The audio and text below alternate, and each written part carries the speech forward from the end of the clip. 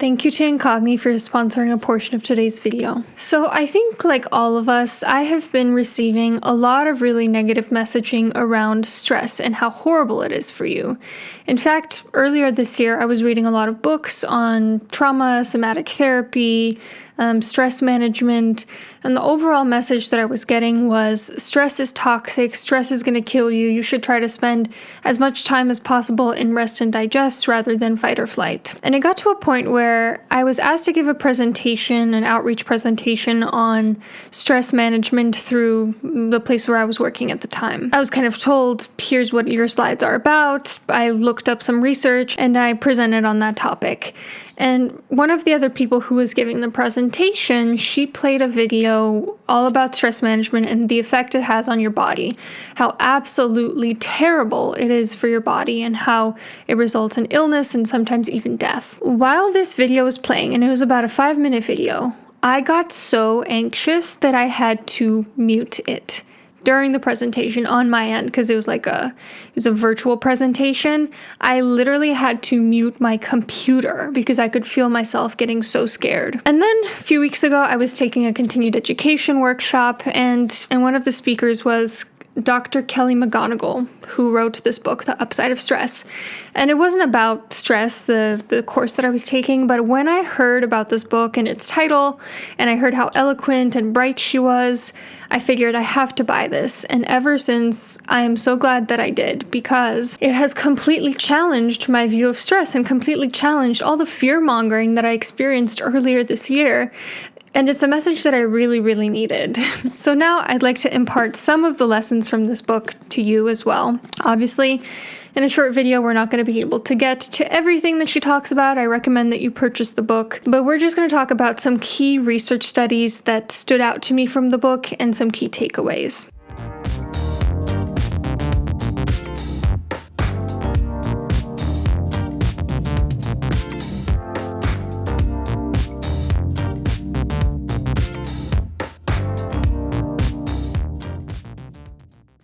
So in this book, Dr. McGonigal talks about how there was one study she stumbled upon that completely changed her outlook on stress. And this was a study that looked at over 30,000 people longitudinally and found that people had a higher risk of illness and death related to stress only if they thought stress was bad for them, only if they thought it was going to cause illness and death. Those who didn't have a negative view of stress had the lowest mortality rate, even compared to people who experienced low amounts of stress. And this is the whole thesis of the book, that it's not stress itself that kills us, it's our beliefs about stress that kill us. Mindset matters. People who have a positive outlook on aging tend to live longer. People who believe others can be trusted, they also tend to live longer. There was one really interesting study in this book where she talked about how they'd run an experiment on a bunch of housekeepers, and they told housekeepers in one group a true fact, which is that you burn a lot of calories when you're doing housekeeping work. And then the control group, they didn't tell about that. And the housekeepers that got the intervention where they were basically given this mindset, that house cleaning burns calories, they actually lost weight compared to the control group who did not. They were doing the same amount of work, but one group had this outlook that what I'm doing burns calories and one did not. And there was another really fascinating study that talked about how they gave two different groups the same milkshake that was like 100-something calories. They told one group this is a very decadent, delicious, satiating milkshake, and they told the other one that it was like a lean milkshake. And the ones who were given the mindset that it's so satiating had higher levels of a hormone that measures satiety compared to the ones that were told it was a lean milkshake. So on a biological level, not even on like a self-reported psychological level, our mindsets change the way that our bodies react to things. They can cause us to lose weight or not lose weight, feel satiety or not feel satiety. Now, before we go on to continue to talk about some of the takeaways from this, I want to talk to you about today's sponsor, Incogni. One of the things that might be stressing you out in this day and age is how incredibly vulnerable we are to the technological advances going on in the world. I don't think I'm alone in saying I've been noticing the amount of phone scammers and just general people trying to steal your identity increase a lot in the past few years. And I remember even when I was in college, like years and years ago, got a call one time from someone saying that I hadn't paid my tuition, that my scholarship wasn't going through, and that I needed to pay them right away. And, being barely 18 years old, that really scared me at the time. I didn't know much about the way that the world works. It took me a moment to realize that it was a scam, and I later found out they were actually targeting international students. So that's really cool. And also, as a woman who's on the internet, I take my security very, very seriously. You might not know this, but people can actually take out loans under your name. Health insurance can raise your rates based on your online activity. AI can even mimic people's voices when trying to scam you, like saying, hey, we have your family member here, pay us a ransom. Technology is making it easier and easier to commit identity theft and fraud and just general scams, which is why I was really pleased to hear how Incogni can actually combat all of these issues. Incogni reaches out to data brokers on your behalf, requests that they remove your personal data, deals with any objections, and makes sure that your data stays off the internet by conducting repeated removal requests anytime a new record pops up. That's why it's a yearly subscription. You can just sleep safe at night knowing that it's constantly ongoing and you just don't have to worry about it. You kind of offload that to someone else. The first 100 people to use my code HANNAPsychology using the link down below will get 60% off of Incogni. I strongly recommend you check it out. I personally use Incogni and I think it's been great. Really helps me sleep at night. Now back to stress management. Scaring people doesn't work as a health promotion tactic. Like that video that I had to turn off where it was talking about all the horrible effects of stress. And as I was listening to it, I just couldn't listen to it anymore. I was saying there's no point, there's no hope, stress is gonna get to me.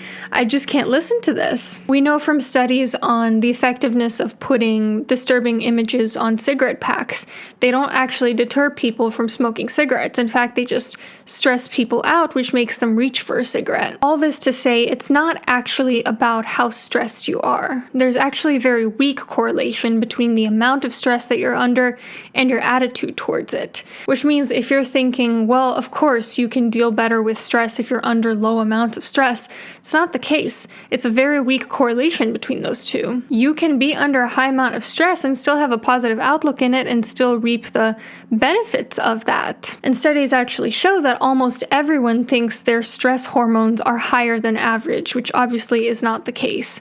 Almost everyone thinks that they have a dangerous amount of stress or tends to overestimate their level of burnout, when in fact, higher amounts of stress hormones aren't always a bad thing.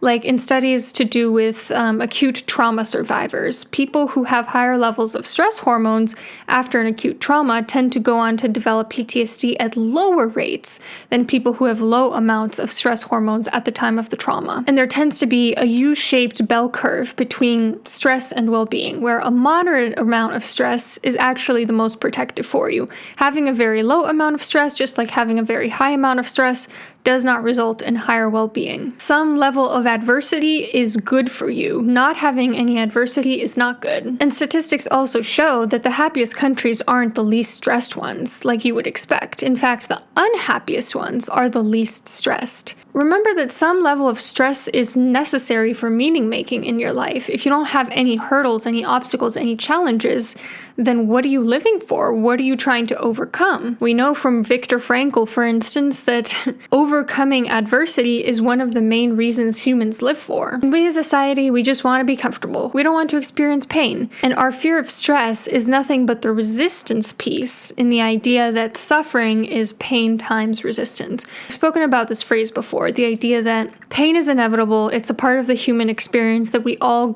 go through. But we transform that pain into suffering when we resist pain, when we try to avoid it, or we try to completely diminish stress. This book gives a different definition of stress. It says that stress is when something that you value is at stake. I would actually have a different definition. I think that stress is basically synonymous with pain. So if you think about it, going to the gym, causing micro tears in your muscles when you're lifting weights with the purposes of enlarging your muscles, getting stronger, that is pain, and it's also a stress on your muscles. It's stress when you push yourself outside your comfort zone in a painful way, like when you're presenting at a conference. It's stress and it's pain when you're dealing with a bad boss. Pain is inevitable, but we create suffering when we try to circumvent pain or completely cut out our stress level. Which is why it's so insanely irresponsible to create scales such as the Holmes and I don't know how to pronounce that. Holmes and Rahe stress scale calculator. Upside of Stress talks about, I believe it's this scale, but it's possibly a different one. Either way, there are plenty of scales like this out there which will help you calculate your level of stress. They actually quantify it on a scale, and it measures different stressful events such as divorce, the death of a family member. As you can see, most of them are outside of your control. They're not things completely within your control. And then it gives you feedback like the feedback it gave me, which is you are at moderate to high level of developing illness in the future. Cool. And as an aside, I feel like I didn't even mark that many things on this scale. I just happened to be in a time period where I'm going through a ton of transition. Like I ended and started a new job. I got married. I went on vacation. Like even going on vacation is one of these things that supposedly increases your stress level. I graduated from grad school. So there were a lot of changes in my life, a lot of them good things.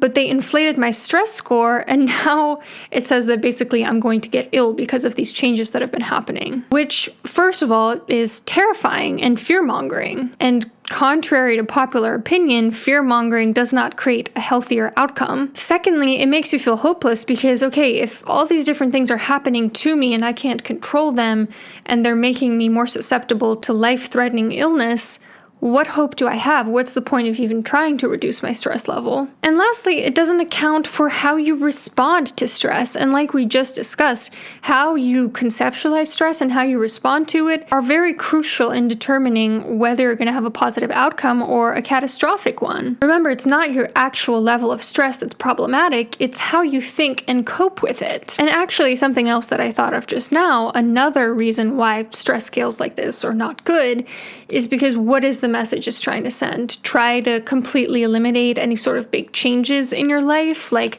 don't get divorced, don't go for that new job. Like, how is that helpful? That's just setting us up to coddle ourselves and to live in a little bubble where we don't experience any stress at all because we don't want to get hurt. But as we just saw from the research, not experiencing any stress is not protective. It's equally bad for you as if you experience immense amount of stress. I want to talk about some of the key takeaways from this book, and she goes in a lot more depth in the book itself, but just a few of the things that stuck out to me. There are two kinds of stress response. There's the threat response, which is what we associate with the more fight, flight, or freeze, and then there's a challenge response, which is when you see something not as a life-threatening danger, but as a challenge to be surmounted with you using the skills at your disposal. And a challenge response, she says, is more akin to like a workout in terms of bodily effects.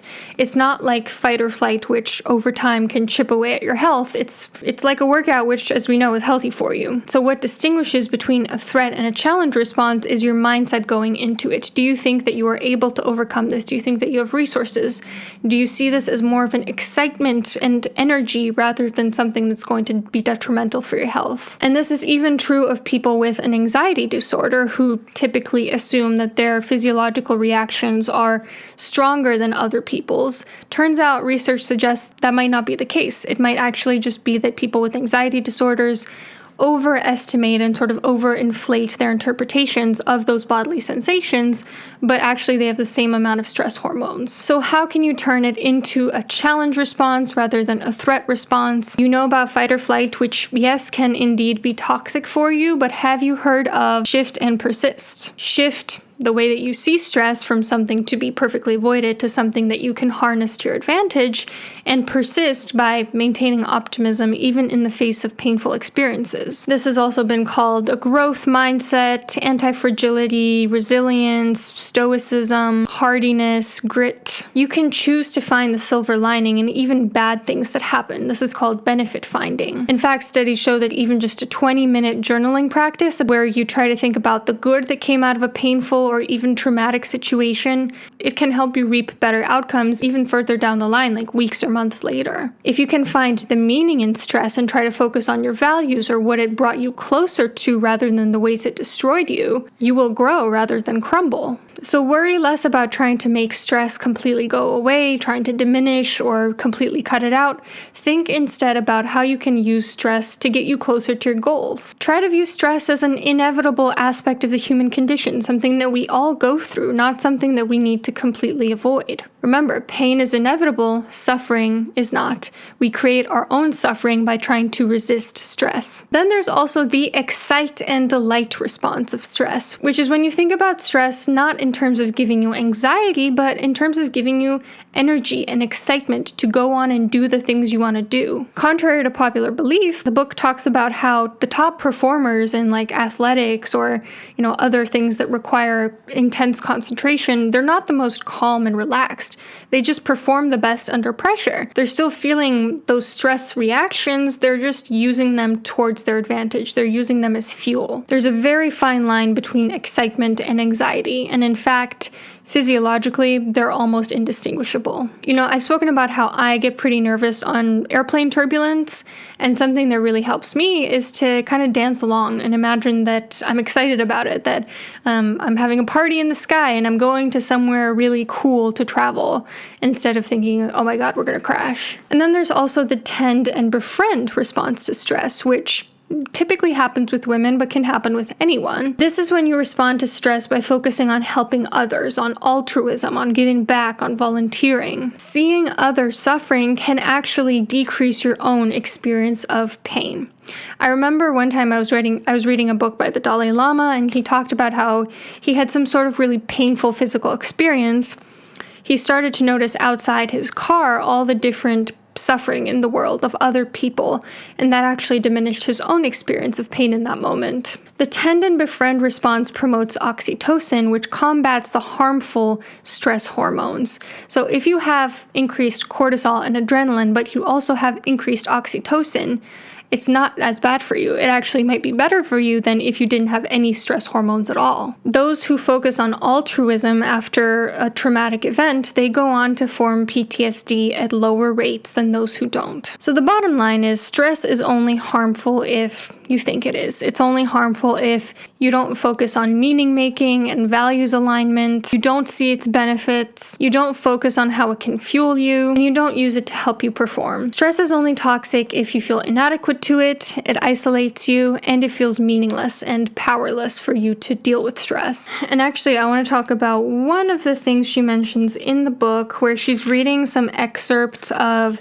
headlines on stress. And these are headlines such as, "Is secondhand stress killing you?" And "Stress is contagious, is as contagious as an airborne pathogen." All these different headlines basically meant to say, even if you yourself aren't stressed out, if someone else is stressed out, that's just as bad for you. And she talks in the book about how basically the takeaway from these sorts of messages is isolate yourself.